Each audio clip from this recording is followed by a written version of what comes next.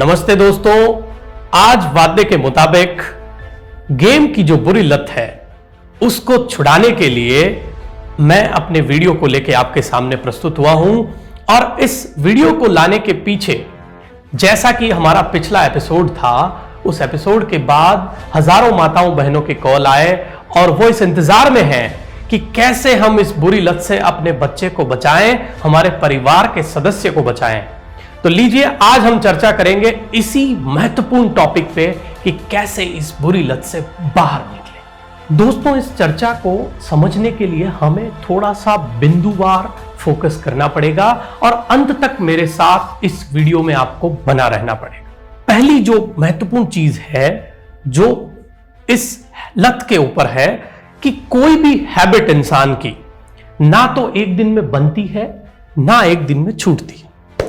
कोई भी हैबिट को बनने के लिए टाइमलाइन चाहिए, क्योंकि हैबिट जो बनती है वो दिमाग के पैटर्न से बनती है और पैटर्न जो बनता है वो दिमाग के मैप से बनता है और मैप बनती है थॉट से। तो ये एक पूरी श्रृंखला है। तो इस श्रृंखला को समझने के लिए हमें क्या करना है, हमें ये जो पैटर्न है जो एक दिन में खड़ा नहीं हुआ है, हमें ये समझ लेना है कि हमें अगर किसी भी लत को छुड़ाना है तो पैशंस के साथ पेश आना है। बिल्कुल कॉन्शियस नहीं हो जाना है या धैर्य नहीं खोना है कि आज की आज मैं लत छुड़ाऊं। लत एक दिन में ना तो लगती है ना छूटती है। जो दूसरा पहलू है, जो किसी भी गेम की लत को या गेम के एडिक्शन को या स्मार्टफोन और वर्चुअल दुनिया के अत्यधिक उपयोग को छुड़ाने में आपका साथ दे सकता है, वो है अपनी हॉबी को बड़ा करें।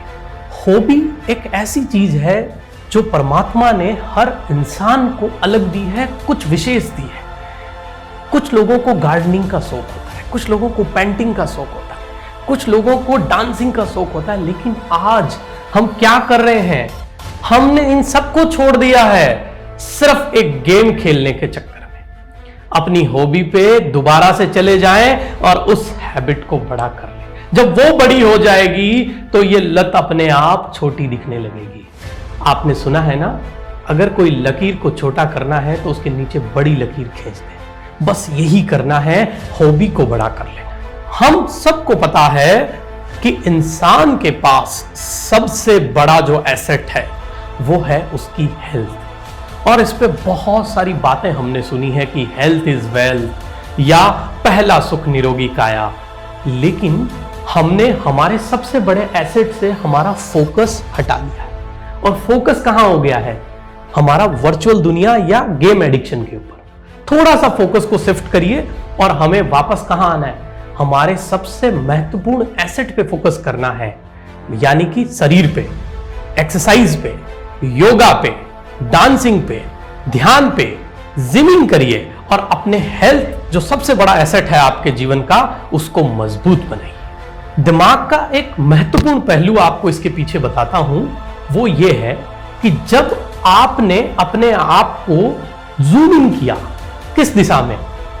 जिमिंग की तरफ, खेलने की तरफ या डांसिंग की तरफ। दिमाग अपने आप जब आप उधर जूम इन करेंगे तो वहां पे वो उस चीज को बड़ा करेगा और आपकी जो लत है गेम खेलने की, हर समय वर्चुअल दुनिया में रहने की, उससे आपको रिवर्स लाना शुरू करेगा।